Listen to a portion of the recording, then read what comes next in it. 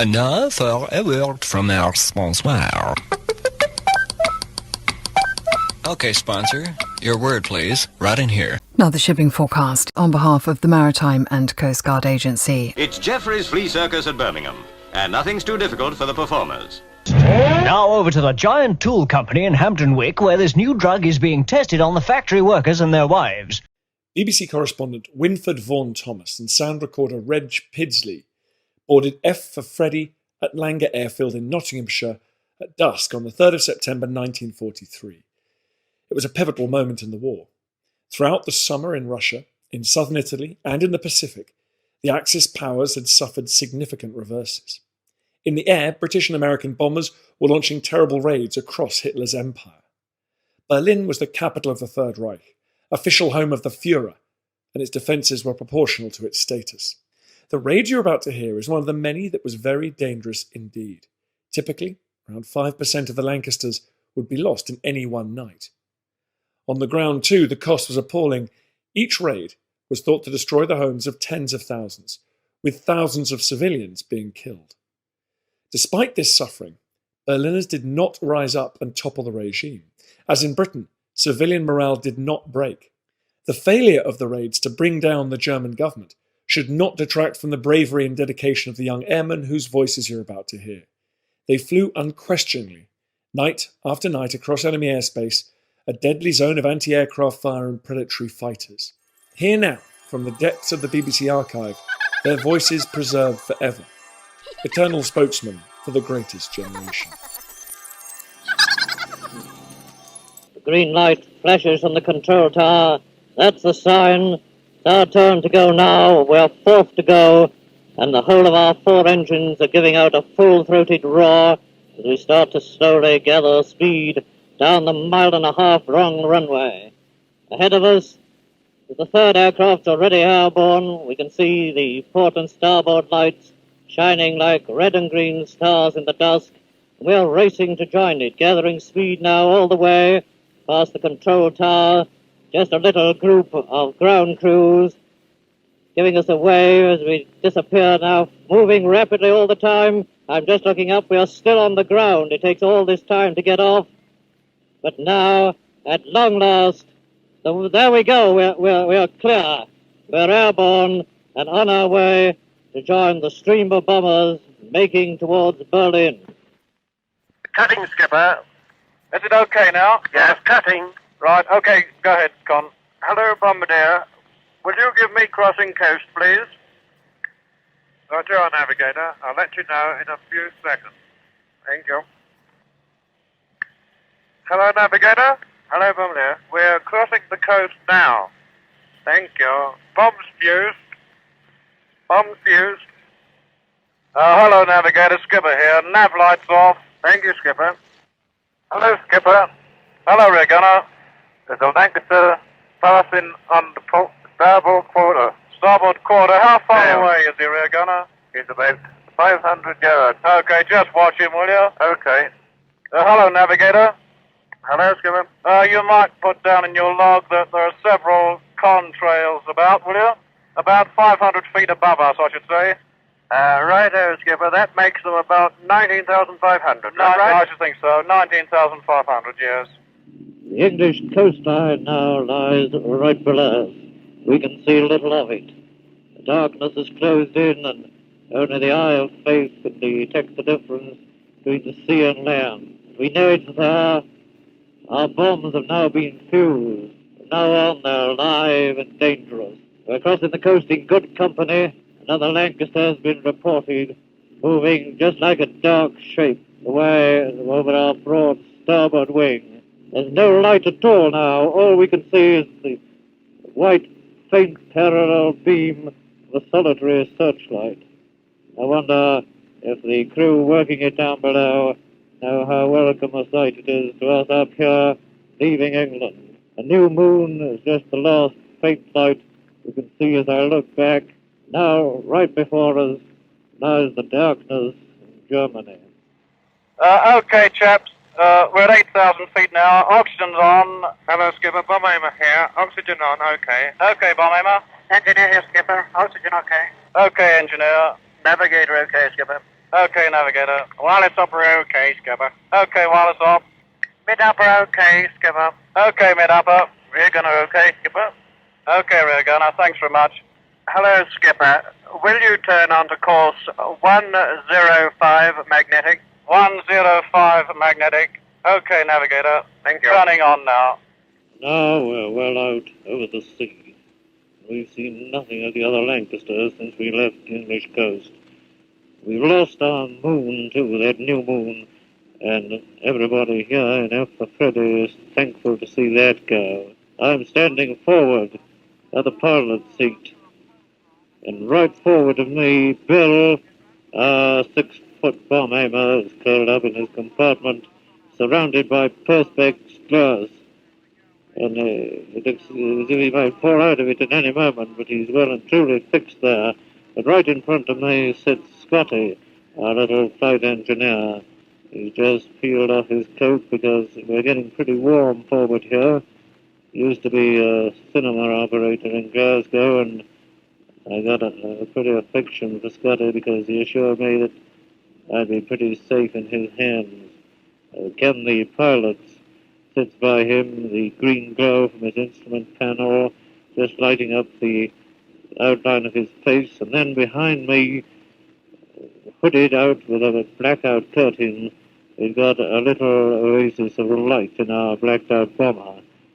And behind that curtain, Con, the navigator, he's an Aussie from Brisbane, has just got his ruler out over our maps. He's pinpointed our position. I'm looking behind the curtain, and I see we're drawing a little nearer to the enemy coastline than I thought. Sparky, the wireless ops, in his cabin behind Con. He's got his musket out over him. It's a little white doll. And he's keeping his eye on Reg Pidsley, our BBC engineer, who's crouched behind him over his turntable with just a tiny pinpoint of light to help him cut this disc. The first time a disc has ever been cut in a bomber heading for Germany. And then behind Reg, we go out into the darkness of the long fuselage of the bomber. There we've got our mid-upper gunner. He was in advertising before the war, and he's the last man I can see, just the outline of his head. So I look along in the little glass bubble of his turret. There's one man out of sight, on whom a great deal depends. It's Dev, the rear gunner. He's a Sussex farmer. He doesn't say much. In fact, all we've had from him on the intercom is, "Everything okay, skipper?" But that's a very comforting sound, because when Dev says it's okay, it is okay. Every one of us is wearing his oxygen mask, and the snout and the close-fitting flying helmet reduces our faces to a complete uniformity. We find it difficult to speak. The oxygen comes in, we keep blowing it out, puffing a little. We're high up now, we've got to use oxygen for the whole of our flight. We've got our May vests on, and they're padding out our figures into strange shapes. And we're continually talking on microphones, plugged in throughout the aircraft. And now as I speak, the roar of the engine is continual, and nobody speaks much. We're looking out all the time towards the enemy coast. We're due over it far too short a time for my liking. Now and again, as we watch, there's a flak bursts away among them, a bright light winking in among the heavy concentrated beams. They've got every single searchlight you could possibly imagine out there to catch us. We're coming up to them all the time, waiting for it, and in a moment it'll be our turn to pass through them. The dark shape is going out ahead of us. Another Lancaster to lead in. There goes some flak again. A winking burst again up among the searchlights. They must be having a go at us, all right. Away to port, another constellation's coming up. They work in great groups, trying to stop and grapple you as you come in over the coast. All the time, we're moving in. It's disconcerting to see that welcome waiting for us. I'm counting the time, watching the hand on my watch creeping round. I know that it'll be our turn in exactly 3 minutes' time. 30 in that cone, and in it they've caught one of our aircraft. Up goes the flak around him, bursting in vivid flashes. Now there are winks from the ground down below us. They're maybe after us because the searchlights are starting to move away. They've left that other bomber, and they're moving now slowly towards us, feeling for us all the time. They're pumping up the flak in a steady stream. You suddenly see a white flash on the ground, and then, it seems merely seconds afterwards, a vivid burst comes piercing up among the searchlight cones. They've swung away from us now, swung back. And I, for one, am not a bit sorry. There goes the flak, bursting always in that cone, and the searchlights, starting from vivid white pinpoints, moving all the time, trying to follow that bomber. Again they come bending, a whole lot of them. They seem to bend away towards us, following a master beam.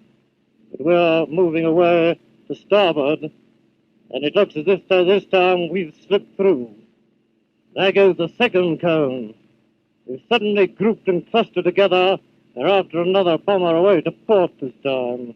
We're going in right between two great cones of searchlight, and in each cone the flak's been pumped up, flashes from the ground, and then a vivid red burst of the bursting shell up among the searchlight beams. We're getting bumped now, too. Maybe we're getting a little too near to that cone of searchlight, and we're getting the whiplash back from the flak. Now suddenly the flak has died down, and the cone scatters, the searchlight probing, seeking individually for their victim. Two are bending this way again. They turn, waver, now they're pointing straight upwards. And once again, we're moving in between the two cones. I'm just glancing back now, glancing back along the dark outline of the aircraft. I can see our mid-upper gunner, his turret moving, sky searching in the darkness. But once we're through these searchlight cones, we're in the land of the world fighter, and we'll have to look sharp about it if we're going to slip through. The first thing we can see now is a wall of searchlights. The 30 as we saw as we came in over the coast, but they're in hundreds, in cones and clusters. It's a wall of light with very few breaks. Behind that wall is a pool of fiercer light. It's glowing red and green and blue, and over that pool there are myriads of flares hanging in the sky. That's the city itself. And there in the heart of the glow, there goes a bigger red flash, the biggest we've yet seen. That must be the first of the big 400,000-pound bombs going down. It's flak coming up at us now. All you see is a quick red glow from the ground. And then up it comes on a level, a blinding flash. That one went then, and pretty near to me. Our aircraft rocked. But it's pretty obvious as we're coming in now through the searchlight cones, it's going to be held over the city itself. There's one comfort, it's going to be quite soundless because the roar of our engines is drowning every other sound. So we're running straight into the most gigantic display of soundless fireworks in the world. And we're due over our target in 2 minutes' time, and Bill, our bomb aimer, is forward. He's lying prone over his bomb sight, and the searchlights are coming nearer now all the time. There's one cone split again, and then it comes together. They seem to splay out at first like the tentacles of an octopus waiting to catch you. And then they stop, they come together again. And this time as they come together, they've got a Lancaster right in the center. And it's up to us. It's getting too hot with these searchlights, and we're starting weaving. Our pilots put the nose of the Lanc down, and we're tilting away. A furious angle. Up comes our starboard wing. It's hidden that Lancaster now. But light flak is coming to us as we're coming out of the searchlight belt, coming up more towards the inner defenses. That light flak starts slowly. There they come, just a series of red dots. They're starting on the ground. As it comes up, it's leaping past us, going right past our starboard wing, starting slowly and then whipping past in red flashes. They're being pumped up at us in a steady stream. And now a flare drops right ahead, and from it a fantastic shower breaks of green light, scintillating as they fall. That is a near one. That must have been heavier flak, because it gave us a flash that sent us rocking. The skipper's just called out on the intercom. We've got a long bomb run in. It's going to take us some time, and the bomb aimer's ready. So I knock off as he goes over to the intercom, and here we go to drop our bombs on Berlin. Hello, Skipper. Hello, Navigator. Half a minute to go. Okay, thanks very much. Okay, keep weaving, Ken. There's quite a lot of night stuff coming up as well, falling off a bit low. Hello, engineer. Skipper here. Yeah, will you put the revs up, please? Yeah. Okay, keep weaving. A lot of searchlights and fighter flares, Skipper. Yeah, keep on. Okay, boys, okay. Left. Right, you can... Bomb doors open. Hello, Bombardier. Okay when you are. Bomb doors open. Bomb doors open, Bombardier. Right. Steady. There's a long time yet. A little bit longer yet. Put in some new screen. Lob them down in the center. Okay, steady. Right a little bit. Right. Steady. Bomb's going in a minute. Bomb. 2, 3. Bomb's still going. Hey, Jimmy, try to behind us, boy. Bomb's dead, is it? Hurry up, Jimmy. Hold it up. Where is he, rear gunner? Can you see him? Down!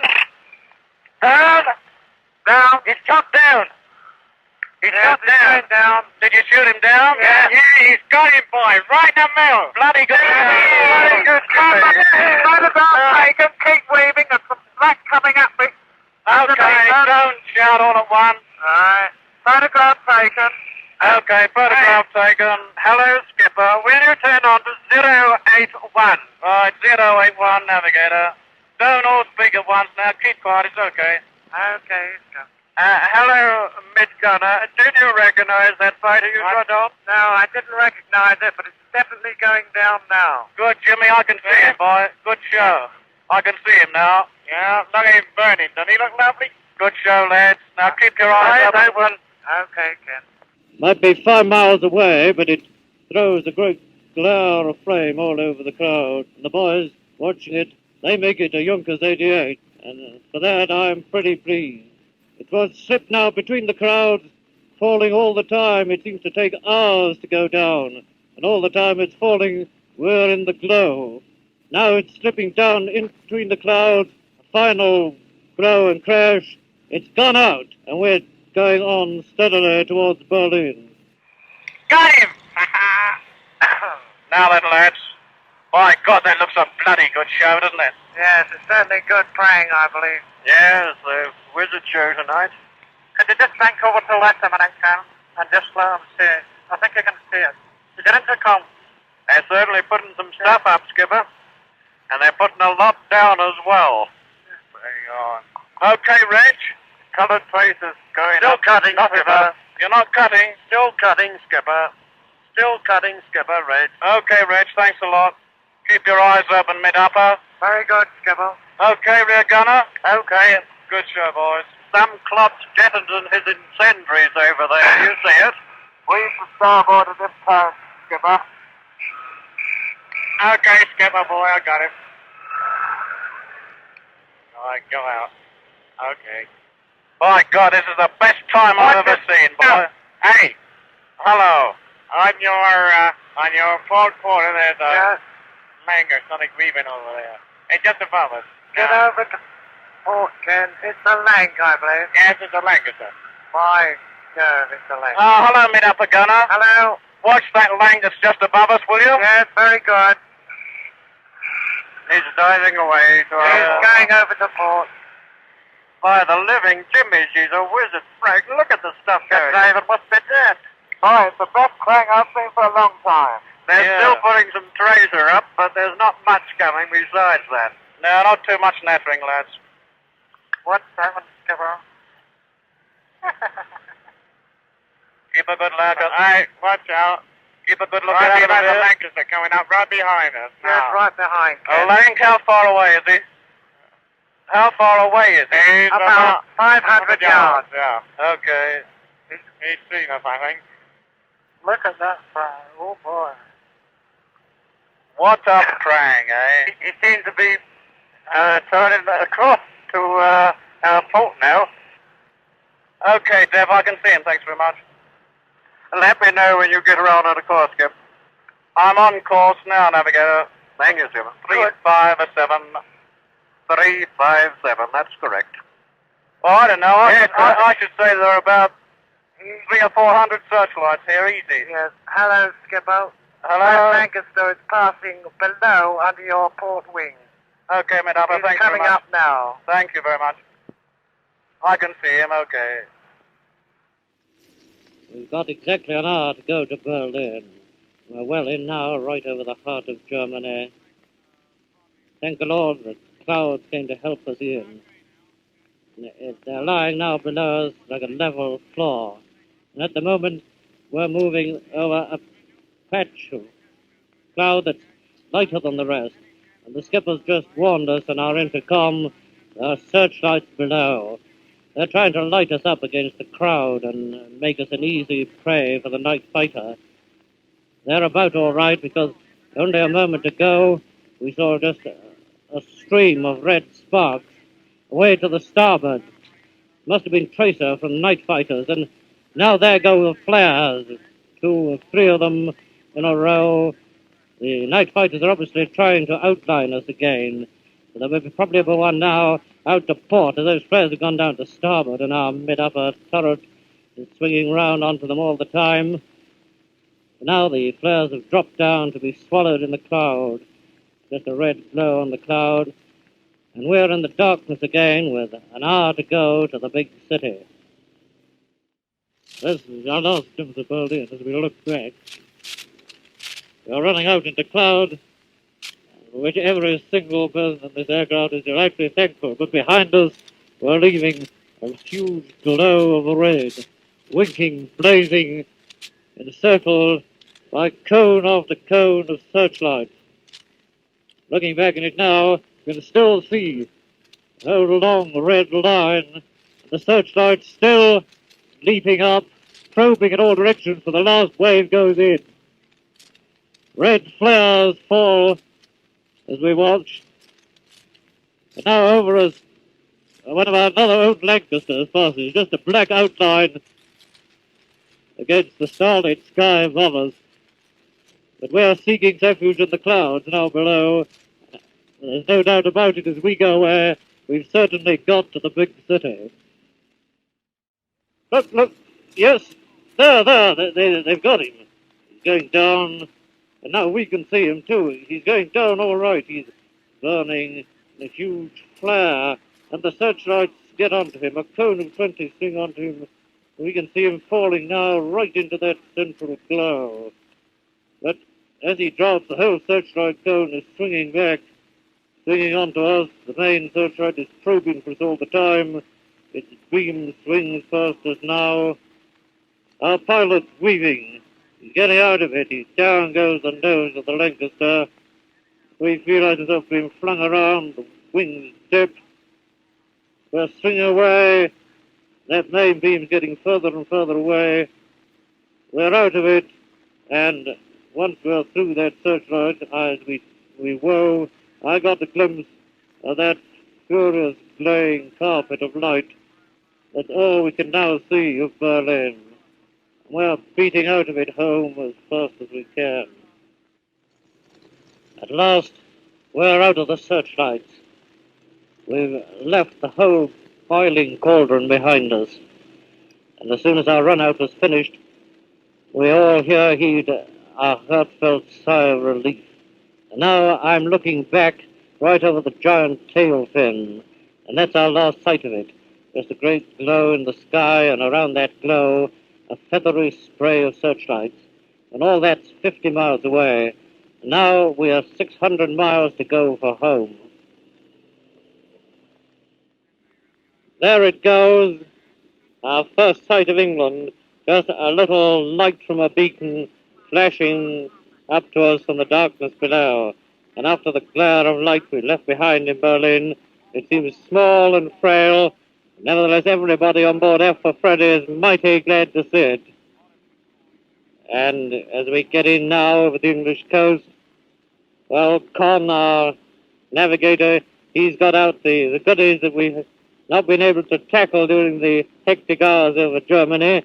We're cracking our fruit juice, and Con's got his mouthful of chocolate, and Scotty, who's just ahead of me, pouring out from his thermos a cup of hot tea, and that's just what I'm going to go for as soon as I've finished talking this.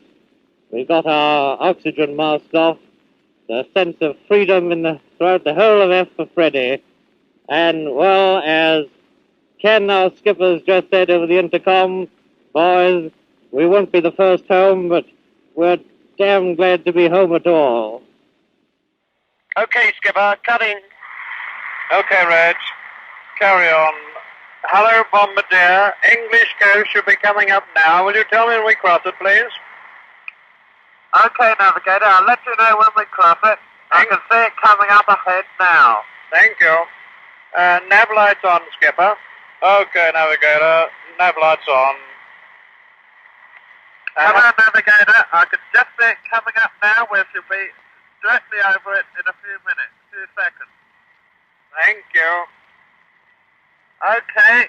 Yes, it's coming up. Yes, we're right over it now, Navigator. Thank you. How are we, Bomhammer? Okay for trek? Yes, I think so. Okie doke. Yes, it's good to see old England again anyway. Yeah, after that long day. Boy, that's a sight for sore eyes, that is. Hello, Skipper. Hello, Mid-Upper. There's an aircraft passing from port to starboard. I can't quite see what it is. Okay, thanks so much. Let me know if it gets too near, will you? Yes, okay. Good show. Hello, Skipper. ETA base, 15 minutes. 15 minutes? Okay, Navigator. Thanks so much. Hello, Engineer. Skipper here. Hello, Skipper. How's the petrol going? Are we doing all right? Oh, yes. Okay. Everything running okay, yeah, it's lovely. Right, good show, boy. Okay, Reggie, we'll carry on with our other little piece now. Skipper? Okay, yeah. Skipper. Still cutting. Reg. Right. Going on now, then. Hell, Bill, do you see what I see? I can see the new moon through the window. Oh, don't worry about that. It's only perspex anyway. Oh, perspex. Maybe you got something there, chum. Hope so. Boy, have I got my fingers crossed. My knees are singing the second chorus of Annie Laurie.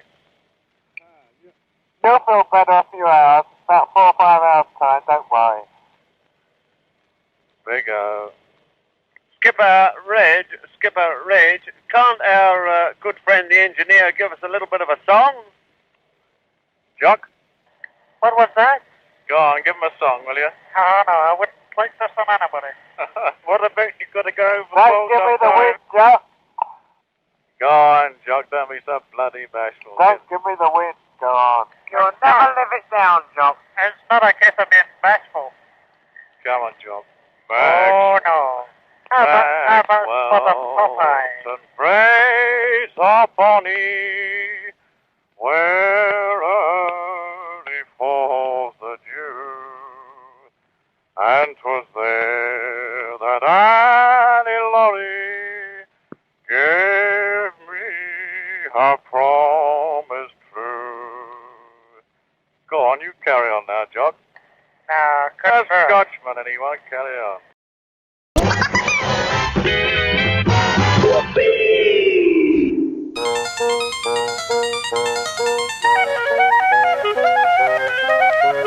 On your radio again comes the strains of Cuddly Ken.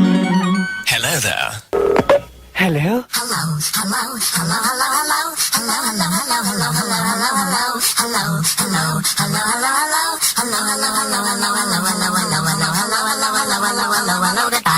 Shake no bitch, mask on. Fuck it, mask on. Mask on. Fuck it, mask on. That completes the shipping bulletin. Wishing you a very peaceful night wherever you may be and a great weekend. Hope you can join us at some point. Good night.